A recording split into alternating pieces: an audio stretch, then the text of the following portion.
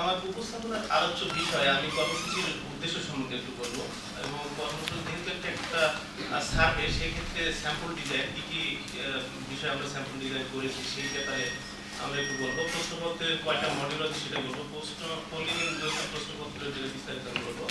এখানে leaflet, sticker এবং আমাদের মহাপরিচালক মহোদয় কর্তৃক লিখিত একটা পত্র যেটা লেটারের মতো, যেগুলো আমরা সমস্ত লোন ডিসপেন্সের কাছে যাদের কাছে তথ্য নিয়ে তাদের কাছে এই প্রশ্নটি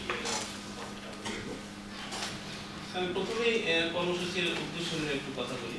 সেটা আমরা 7টা প্রধান উদ্দেশ্য চিহ্নিত করেছি।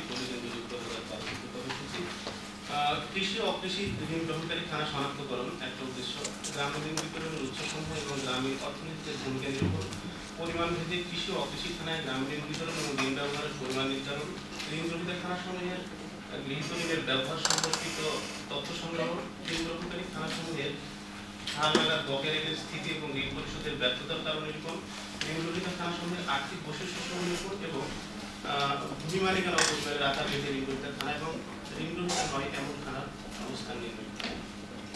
আমরা 2012-14 কর্মসূচিতে বললেন এই কর্মসূচি, সেটাতে আমরা একটা স্যাম্পল ডিজাইন করেছি। সেই স্যাম্পল ডিজাইনটা বিশিষ্ট স্যাম্পল ডক্টর শাহ এই ক্ষেত্রে আমাদের আমরা গোটা বাংলাদেশে 2240টি গণনা এলাকায় পল্লী ঋণটা কার্যক্রম পরিচালিত হবে।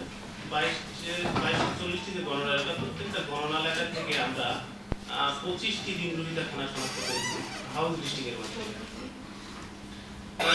তথ্য সংগ্রহের জন্য মোট ঋণ গ্রহীতা খানার সংখ্যা আমাদের গোটা বাংলাদেশে 56,000 এবং এই ক্ষেত্রে বিবিএস এর কর্মকর্তা-কর্মচারীবৃন্দ যেটা তথ্য সংগ্রহকারী হিসেবে কাজ করতেছে তাদের সংখ্যা 423 জন। জরিপ কার্যক্রমের জন্য আমরা 64টা জেলা এবং 483টা উপজেলা কভার করতেছি।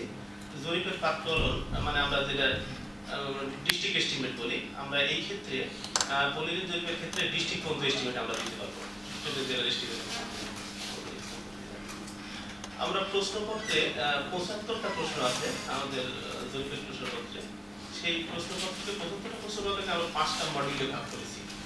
সেই 5টা মডিউল, 1 নম্বর মডিউল হল খানা শনাক্তকরণ এবং মৌলিক বৈশিষ্ট্য, মডিউল 2 ঋণ সংক্রান্ত তথ্য, মডিউল 3 জরিপের তারিখ থেকে গত 12 মাস সময় খানা বিভিন্ন খাতে দেয়, মডিউল 4 খানার বার্ষিক আয় এবং মডিউল 5 যদি প্রাতিষ্ঠানিক ঋণ গ্রহীতা না হয় সেক্ষেত্রে আমরা তথ্য সংগ্রহ করব। এখন আমি মূল প্রশ্নপত্রে চলে যাচ্ছি।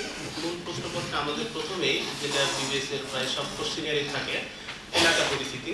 এলাকা পরিস্থিতির ক্ষেত্রে আমরা পিএসইউ নাম্বার, বিভাগের নাম, জেলার নাম, উপজেলার নাম এগুলো সব অন্তর্ভুক্ত করেছি এবং এই ক্ষেত্রে আমরা এলাকা পরিস্থিতির সাথে সাথে খানা পরিস্থিতি নিয়েছি। খানা পরিস্থিতির ক্ষেত্রে আমরা কিছু কিছু নতুন জিনিস যোগ করেছি এখানে, যেমন খানা উত্তরদাতার নাম ও স্বাক্ষরটা আমরা এখানে রাখার ব্যবস্থা করেছি। উত্তরদাতার মোবাইল নাম্বারটা আমরা নিয়েছি এখানে।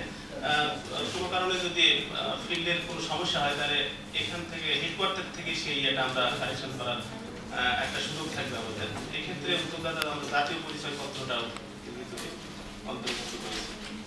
তথ্য সংগ্রহকারী যারা তথ্য সংগ্রহ করবেন বিবিএস এর বিভিন্ন লেভেলের কর্মচারীবৃন্দ, বিভিন্ন লেভেলের যে কর্মচারীবৃন্দ সেই কর্মচারীবৃন্দ তথ্য তাদের নাম, স্বাক্ষর এবং তাদের মোবাইল ফোন নম্বর আমরা রেখে দিয়েছি। ক্ষেত্রে